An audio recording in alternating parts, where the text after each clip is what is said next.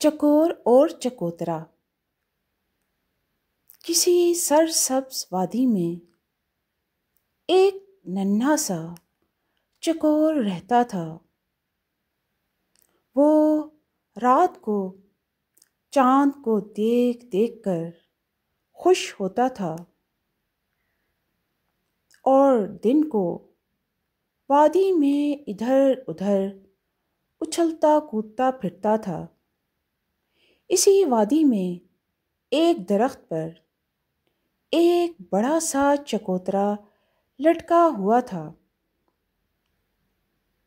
اور بھی بہت سے چکوترے تھے اس درخت پر، مگر یہ ایک سب سے بڑا چکوترا تھا جس نے چکور کی توجہ اپنی جانب مبذول کر لی تھی۔ چکوترا دیکھنے میں بہت خوبصورت تھا، مگر ذائقے میں خاصا کڑوا۔ چکور روز چکوترے کو دیکھتا اور سوچتا، یہ کتنا سنہرا اور چمکدار ہے، ضرور بہت میٹھا بھی ہوگا۔ ایک دن اس نے اڑ کر چکوترے کو چونچ ماری۔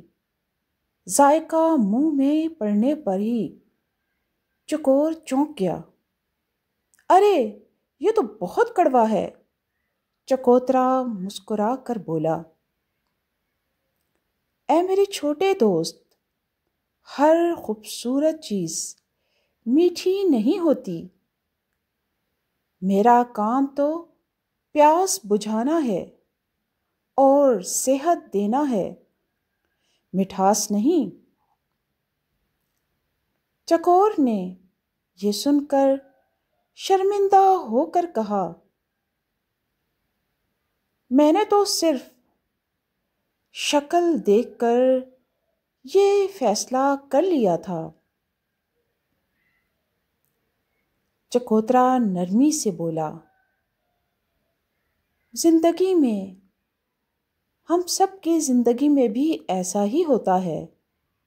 انسان اور چیزیں دونوں کو سمجھنے کے لیے وقت اور تجربہ چاہیے ہوتا ہے۔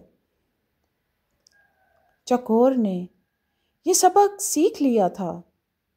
اب وہ کسی چیز کو صرف ظاہر سے نہیں پرکھتا تھا، وہ جان گیا تھا کہ قدر فائدے میں ہوتی ہے، ذائقے میں نہیں۔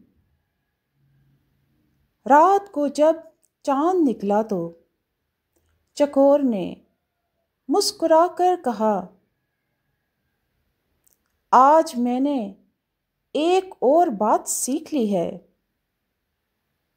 جانتے ہو کیا؟ کہ خوبصورتی اور فائدے میں فرق ہوتا ہے۔ ظاہر ہمیشہ حقیقت نہیں ہوتا، عقل اور سمجھ سے ہی صحیح فیصلہ کیا جا سکتا ہے۔ دوستو، ہم سب نے بھی اس کہانی سے یقیناً سبق سیکھا ہوگا۔ غور تو کیجئے کہانی پر۔ یقیناً آپ کو یہ کہانی پسند آئی ہوگی، چکور اور چکوترا۔ شکریہ۔